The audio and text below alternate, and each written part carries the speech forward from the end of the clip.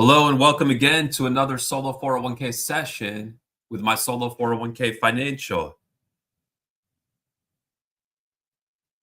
If you have questions or topics that you'd like to discuss, please chat those over now so that we can be sure to get to them all.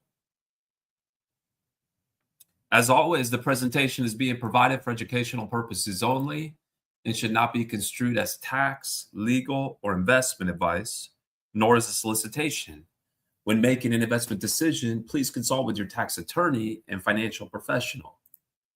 Again, welcome to your daily solo 401k webinar and Q&A session with my solo 401k financial, where we help you to stop overpaying taxes and start building real retirement wealth.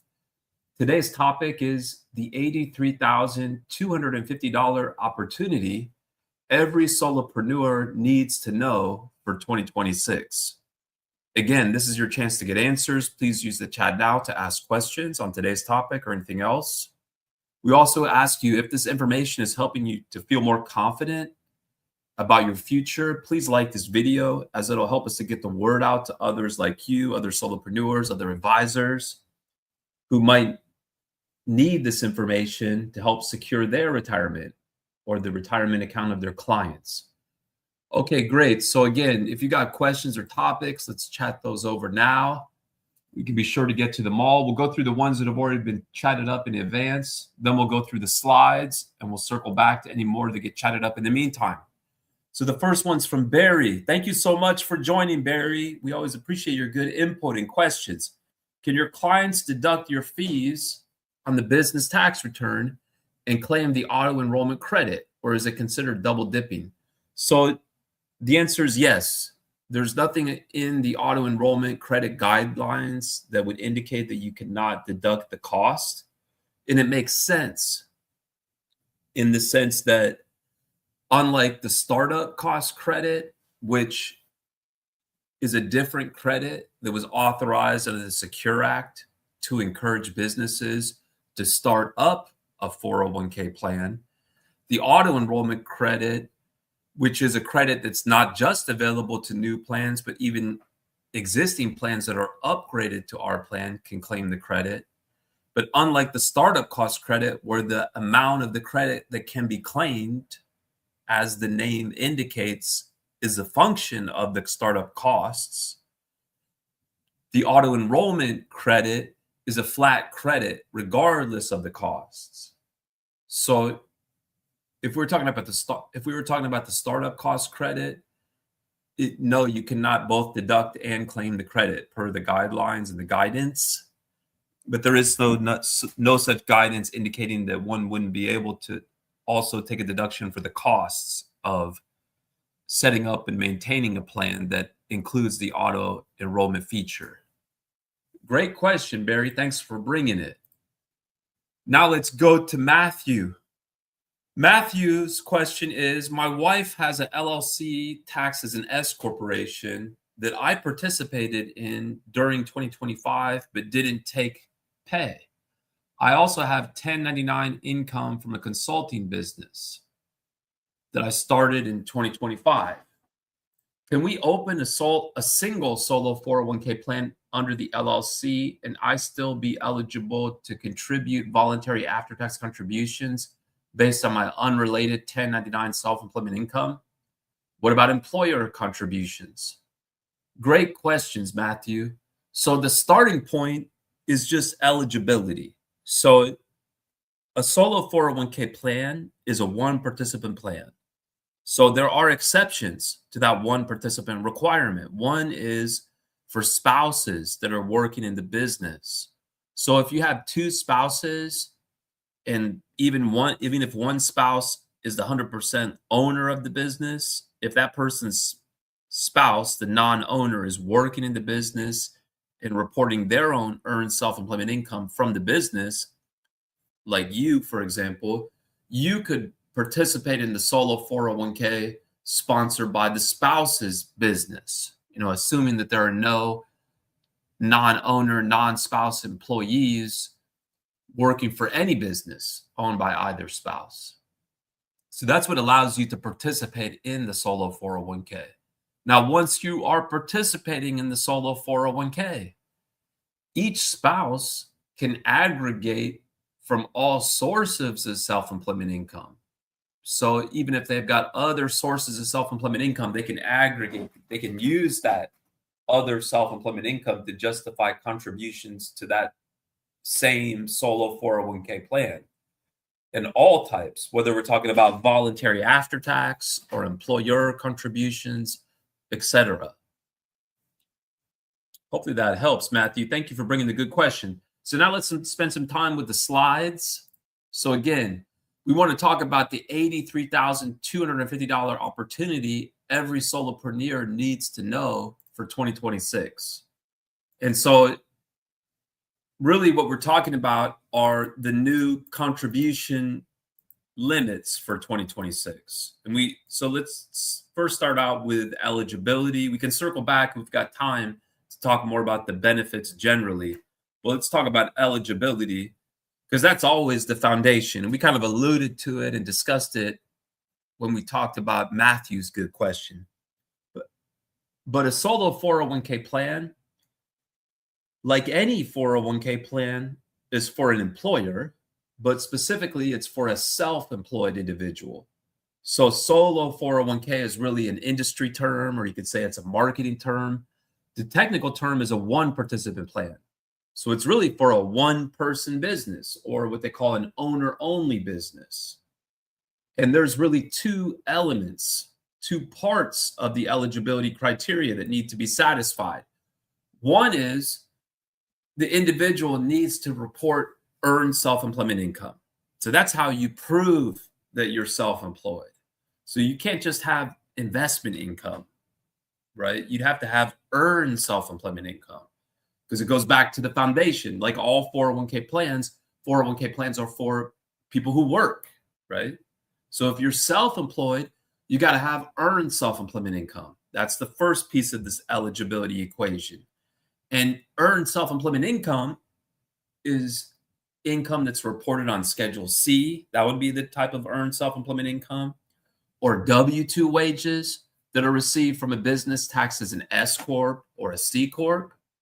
Or if the business is taxed as a partnership, earned self-employment income would be income reported on line 14 of the K-1 that's received from the partnership. Now, the other piece of the eligibility equation is that it's an owner-only plan. It's a one-participant plan. So that means that there cannot be any non-owner, non-spouse, full-time W-2 employees working for any business owned by that self-employed person or a spouse, if any. Some of the eligibility considerations include, do I need a separate entity? The answer is no. You don't have to have a formal legal entity. We have many, many customers, for example, who operate without a formal legal entity. For example, they operate as a sole proprietor.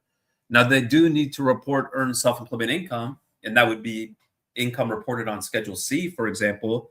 In the case of a sole proprietor, there is no minimum amount of earned self-employment income that they would need in order to be eligible. So solo 401k plans are not just for, bigger self-employed businesses. Even micro solopreneurs can set up a solo 401k as long as they meet both of the eligibility criteria: reporting earned self-employment income with no non-owner, non-spouse, full-time W-2 employees working for any business owned by that person or a spouse, if any. Now, their spouse or business partner can participate. That's one of the exceptions to that one participant rule, is that another owner, as long as they're at least a 3% or more owner, or a spouse, as long as they're reporting earned self-employment income. So the spouse doesn't even need to own part of the business in order to be eligible. In either case, they can also participate in the plan, and it's still considered to be a one participant plan. It's still considered to be a solo 401k.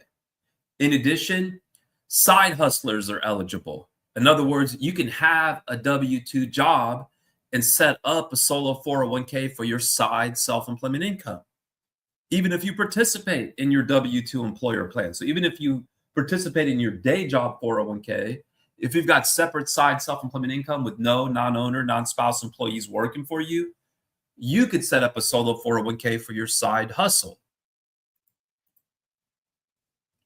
Now, let's skip through the use cases. Again, we can talk more about the benefits generally.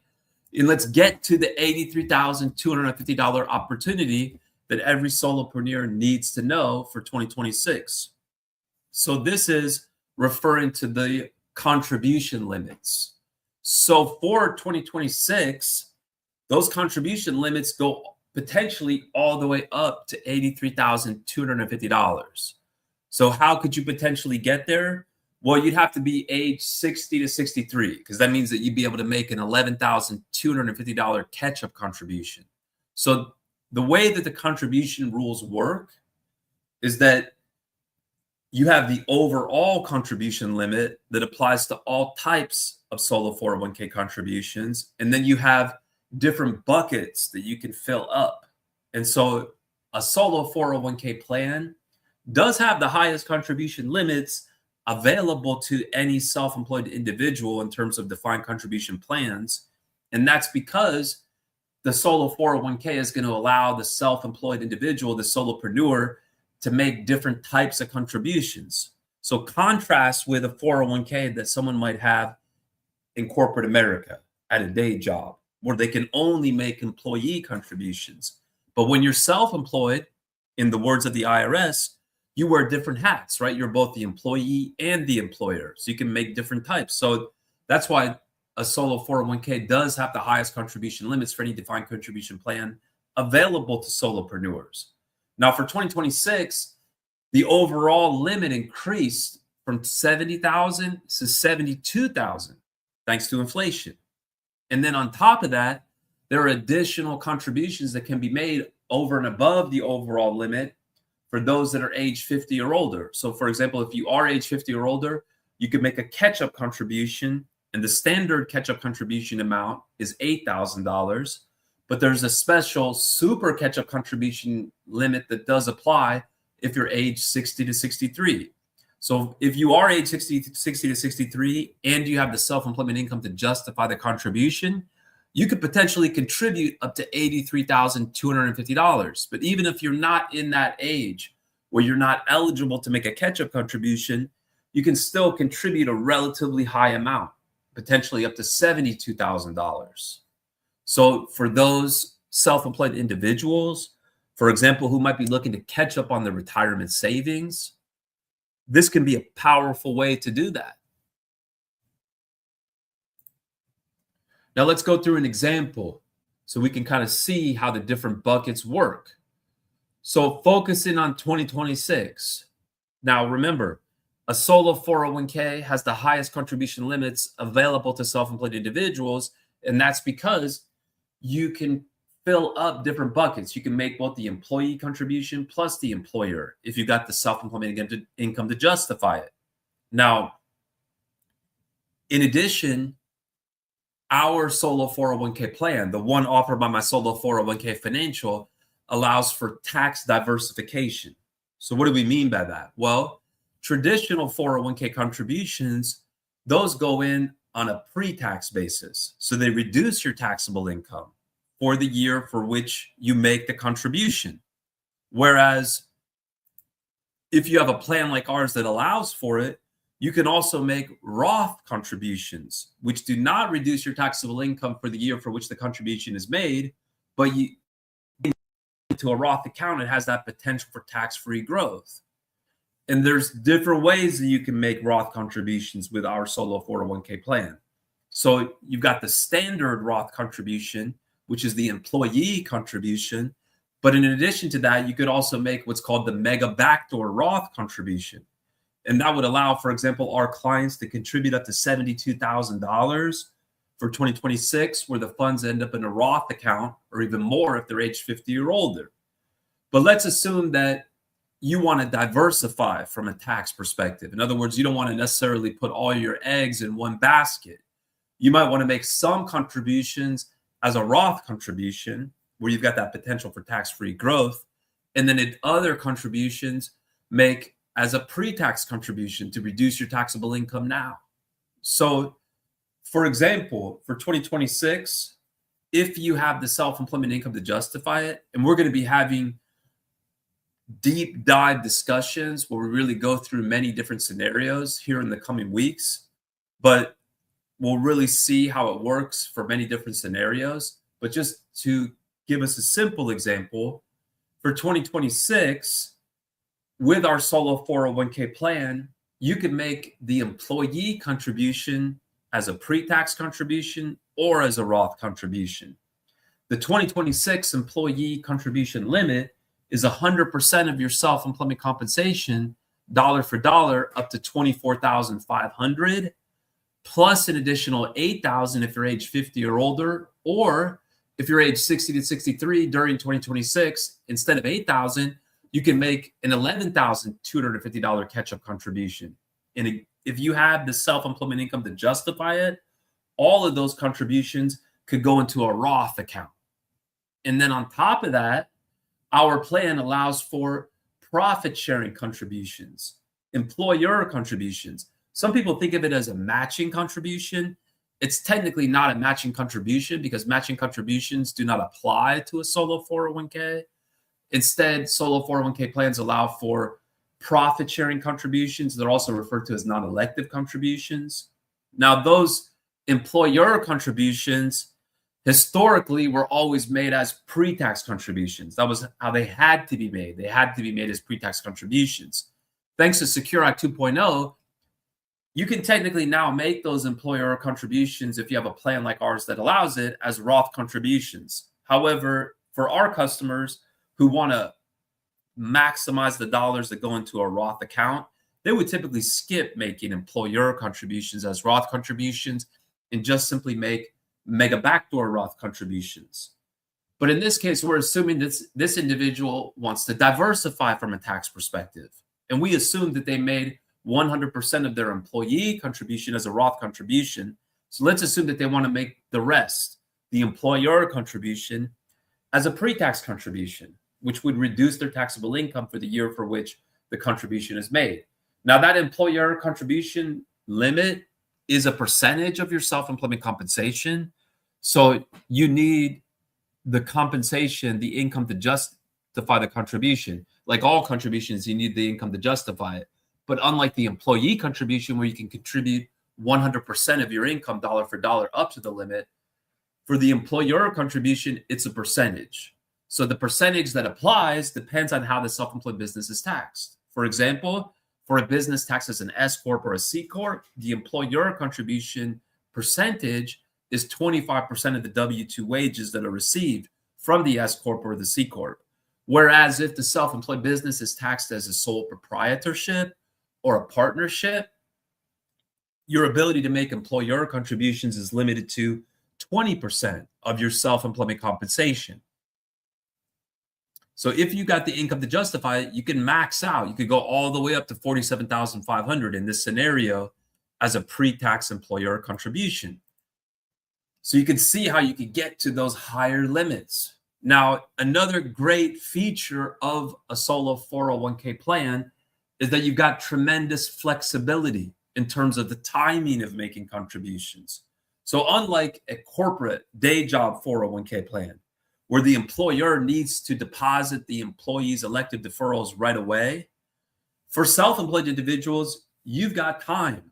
So as long as the plan was established by the end of 2025, you would have preserved the ability to make all types of contributions for 2025, whether employee, employer, and or voluntary after tax, by your 2025 business tax return deadline, including any timely filed extension.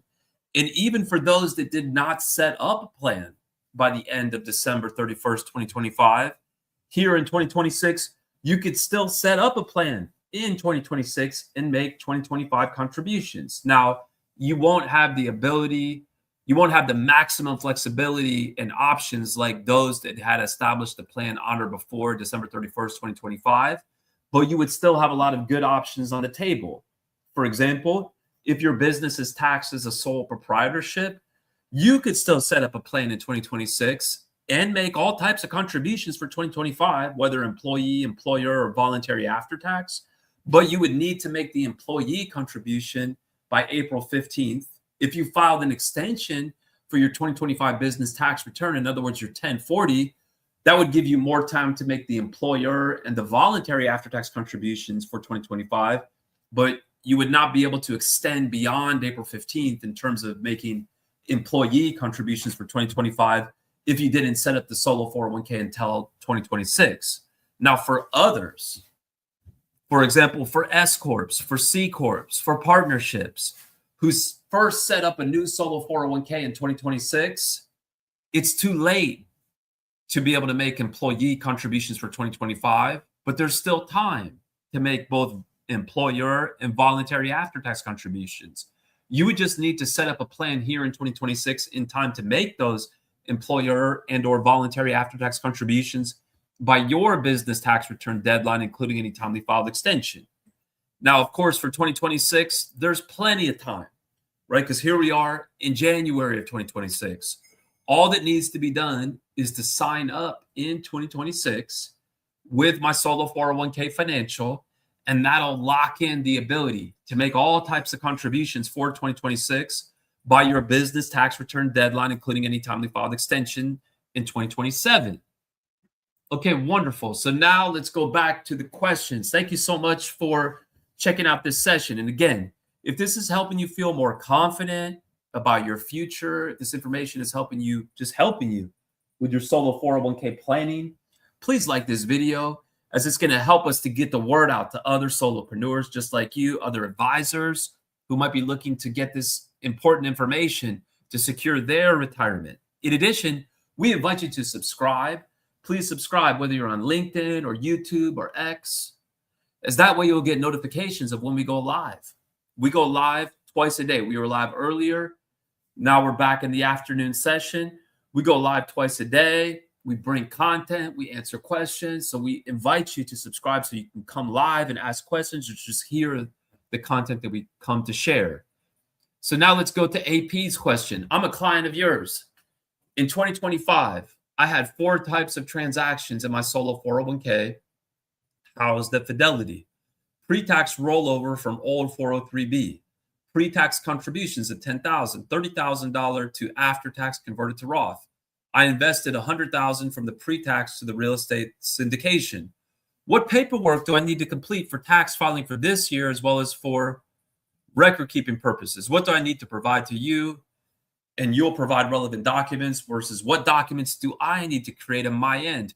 Wonderful questions, AP, and thank you so much for your business. Now, from a solo 401k perspective, when you make a contribution to the plan, that could be a pre-tax contribution, an after-tax contribution.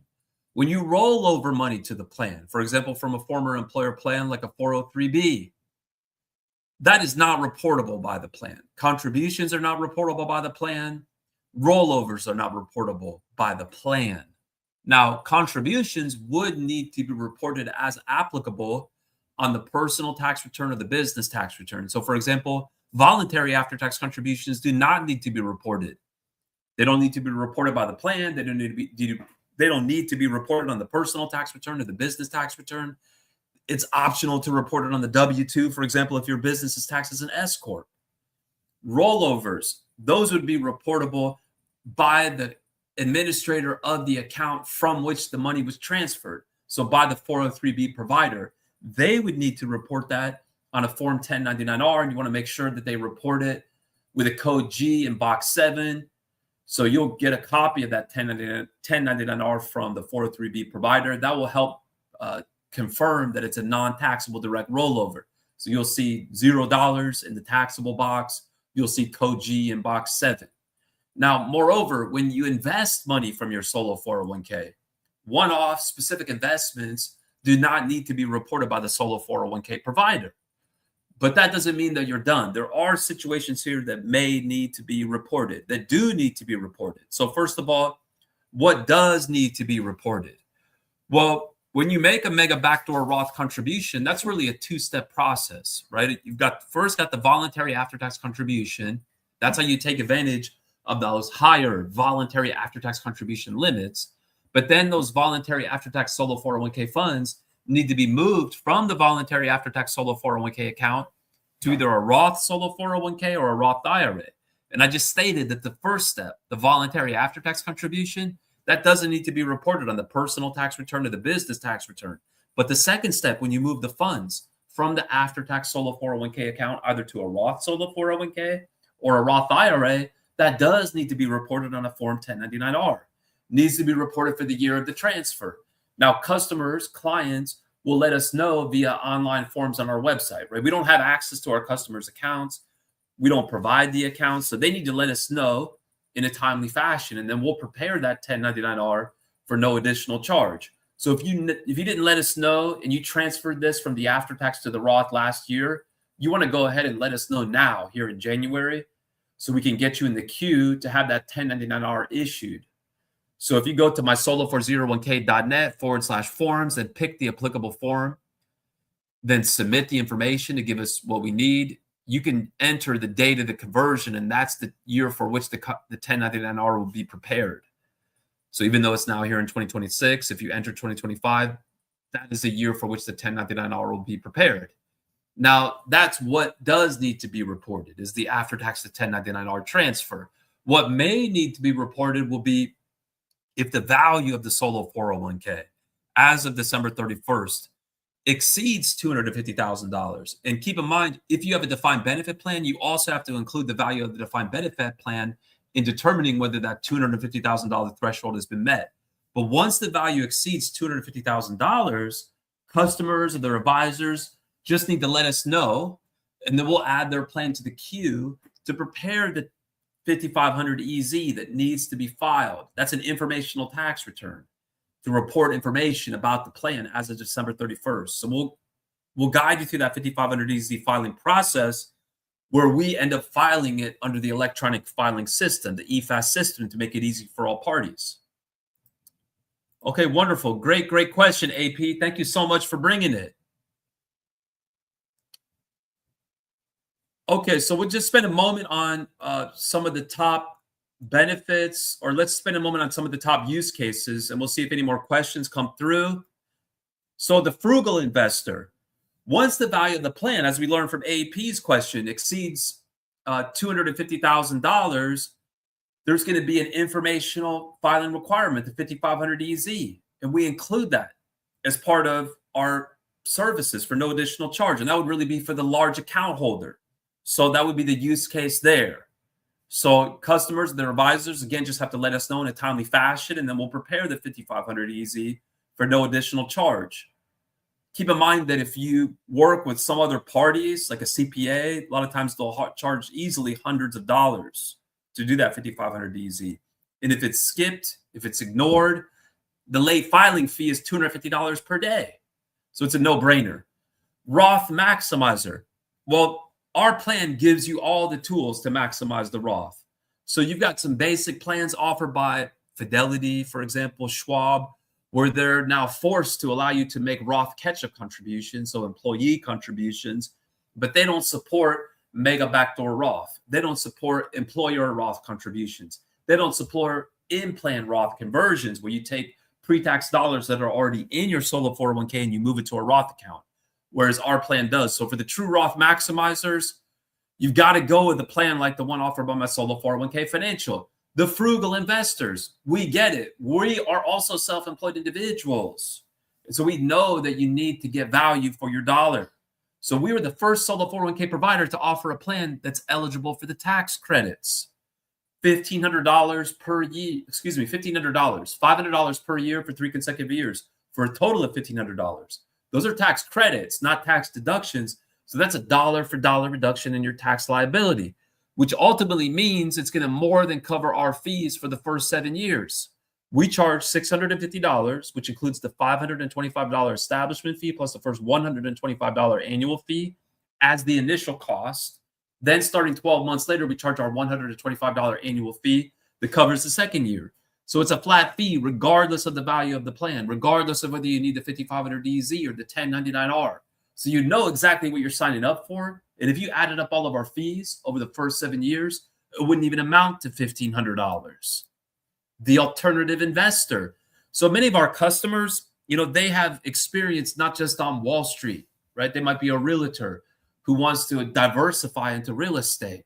So our plan would allow that. Of course, it allows for traditional brokerage type investments like stocks, bonds, mutual funds, but it also allows for true alternative investments like real estate, private placement, private stock, crypto, precious metals, notes, the rainy day investor. Another great use case. Our solo 401k plan allows for solo 401k participant loans. This is where you can literally withdraw money from your solo 401k and use it for any purpose whatsoever. Could be used for a personal purpose, a business purpose. Now, it's not going to be subject to taxes or penalties as long as it's documented as a loan, as long as it's within those loan terms, paid back according to the required repayment schedule. So we handle the loan documentation as part of the service for no additional charge. The terms are going to require that the loan is limited to no more than 50% of the balance, not to exceed $50,000. It's paid back in either monthly or quarterly payments, equal payments of principal and interest. The interest is prime plus 1% or a CD rate plus 2%, with those payments spread over a 5-year term. Okay, great. Thanks for letting us go through some of those top use cases. Back to AP. To recap, pre-tax rollover contributions, no reporting needed. Yes. After-tax to Roth conversion. Yes. Not the initial contribution, but the subsequent second step of the mega backdoor Roth. The transfer to the Roth is reportable. Real estate syndication investment, no reporting. Yes. If it matters, my solo 401k is set up as one participant, sole proprietor. No, it doesn't matter for purposes of these issues that we're discussing. Great. Well, it looks like that takes us to the end of the session for today. We really appreciate all the engagement. We really appreciate all the great questions. Thank you so much for investing your time with us. Your time is valuable and your retirement future is worth it. If you haven't yet, please like and subscribe so we can keep building this solo 401k community. We'll be back here tomorrow with more crucial content to help you secure your retirement.